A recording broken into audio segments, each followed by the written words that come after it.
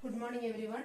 Today we are going to discuss a topic from 404 paper, production of interleukin in animal cell culture. This is the last topic in application of animal cell culture technology.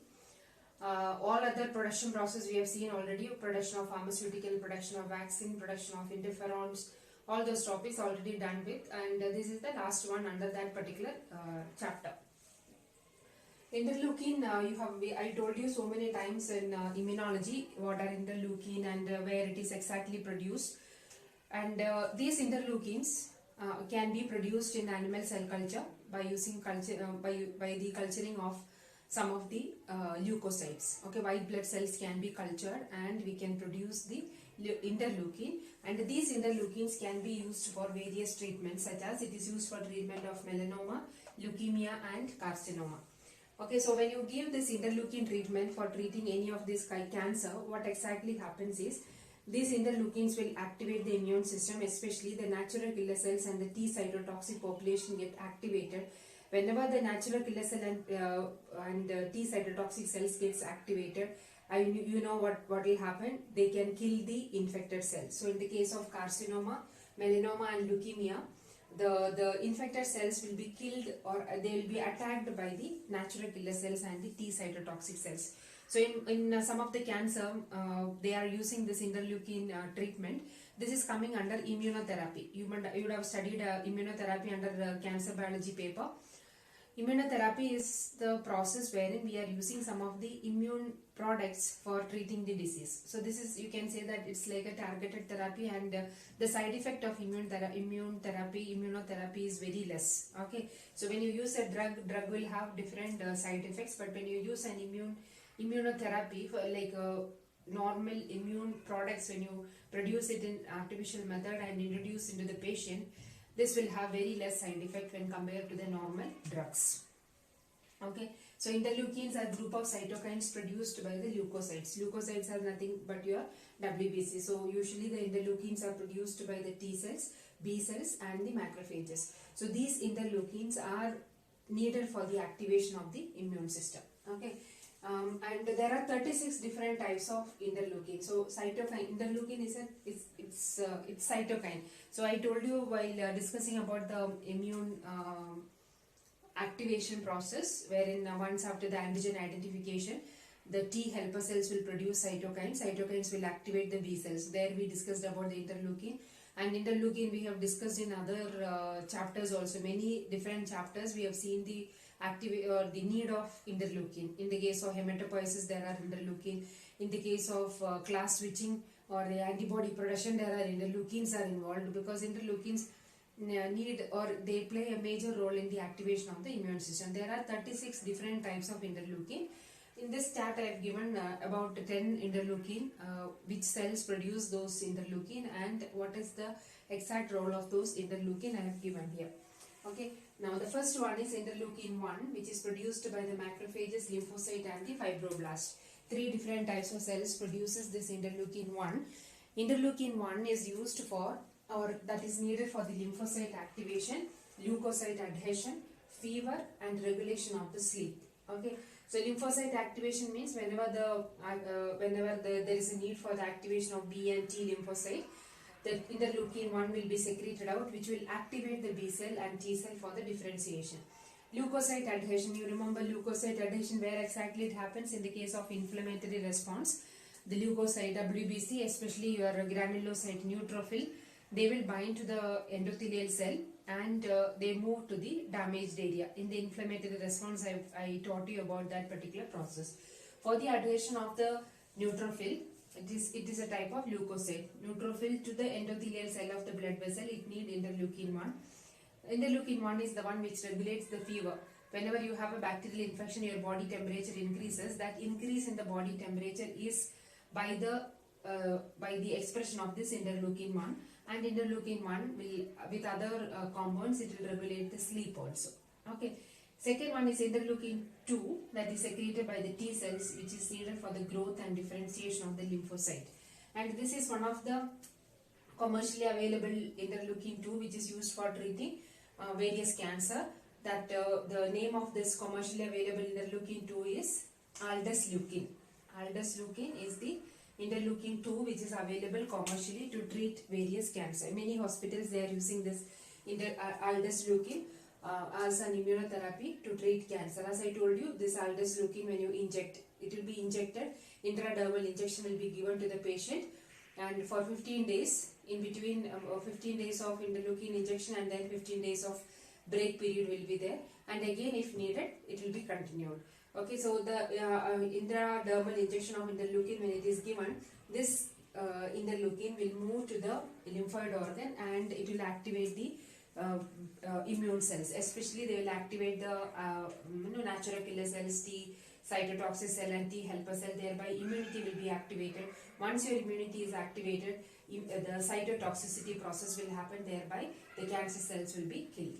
Okay, so this is the secreted by T cell, and it is needed for the growth and differentiation of the lymphocyte. IL-3 is also secreted by T cell, which will stimulate the bone marrow growth. So bone marrow growth in the sense, bone marrow, the hematopoietic stem cell activation, that is done with the help of interleukin 3. Next is interleukin 4. This is secreted by both B and T cell. It is needed for B cell growth factor and the class switching. So when we discussed about the class switching process and about the B cell activation process, I have told you about the interleukin 4. That is needed for the B cell activation, or B cell, it will act as a B cell growth factor. B cell growth factor means the proliferation of the B cell and also the differentiation of the B cell into plasma and the memory cell. And it is needed for the class switching. What is class switching? Class switching is the mechanism by which different types of antibodies are produced in the body. For the class switching process to happen, it need interleukin 4. Next one is interleukin 5, that is also produced by the B cell. This also acts as a B cell growth factor. Interleukin 6, it's secreted by B, T and macrophages. They are needed for the B cell differentiation. Interleukin 7, produced by B and T cell, stimulate the proliferation of immature cells. And interleukin 8, produced by the T cell, that will act as an inhibitor of endothelium and the leukocyte adhesion. So whenever there is an inflammatory response, then only there is a need for the leukocyte to adhere to the endothelial cell. Otherwise, there is no need of neutrophil to bind to the endothelial cell. That binding is unnecessary binding of leukocyte to the endothelium is inhibited with the help of this particular interleukin, that is interleukin 8. Interleukin 9, again secreted by T cell. They are needed for the activation of T and mast cell growth. Interleukin 10, that is again secreted by the T cell, needed for the growth, regulation and differentiation of immune cells. So there are 36 types, all of them repeatedly if you see that they are all needed for the activation of the immune cells. Right? Now, how we can produce interleukin in animal cell culture. So for the production of animal interleukin in animal cell culture, this is many researchers have done under this particular process, the culturing of murine macrophage cell line culture. So murine macrophage cell line, when you culture and induce the cell, just like that, if you culture it, it will not produce interleukin. You have to activate the macrophages for the production of interleukin. So when you have a proper macrophage cell line in the lab, you have to activate the macrophage for the production of interleukin. For that purpose, they will be into the macrophage culture. You have to introduce lipopolysaccharide. What is lipopolysaccharide? Lipopolysaccharides are the constituent of the cell membrane of the bacteria. So I will just rub it here. You will have a macrophage culture. So these are the macrophage culture. So once you get the proper macrophage culture, you need to introduce LPS. What is LPS? Lipopolysaccharide. These are the constituent, some of the component of the bacterial cell membrane. So when you introduce this lipopolysaccharide into the cultured macrophages, they will trap the lipopolysaccharide. They will identify it as foreign. Phagocytosis process happens and activation happens. So whenever the macrophages are stimulated, they will start producing the interleukin. So interleukin 6, interleukin 1 and all you can produce in large scale by activating the macrophages which are there in the cell, cell culture media by introducing the lipopolysaccharide. So this is one method. Second one is by lymphocyte culture. You have given you the list of macrophages. So whichever interleukin you need to culture those lymphocyte. You have done in the lab how lymphocyte culturing is done, and some of you have done the project also. So you can write the steps involved in the lymphocyte culture, and once you establish a proper lymphocyte culture, you have to activate the lymphocyte for the production of interleukin. So activation of the lymphocyte, in the sense you need to introduce some of the lipopolysaccharide or any other bacterial glycoprotein, minute fragment of all this bacterial membrane or viral membrane. If you introduce into the culture, they will get activated, and thereby the production process happens. Okay, so any lymphocyte culture, when you do in a proper way, you can produce the interleukin. But the problem with this one is, again, the amount of interleukin produced will be little less. So you can produce in large amount or in a huge quantity by doing the recombinant interleukin, recombinant production, recombinant protein production, wherein you have to identify the whichever interleukin you need. Okay, so say for example you need the interleukin 2. It is produced by the T cell. So you have to isolate the genome from the T cell, and the T cell genome you need to isolate, identify the interleukin 2 gene, cut it with the restriction enzyme, okay, and introduce into the vector. So you know that first you need to culture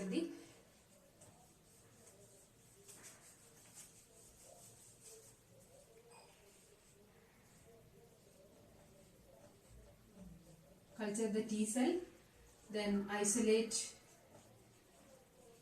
DNA, then the sequencing. What is the need of sequencing? To identify interleukin 2 gene.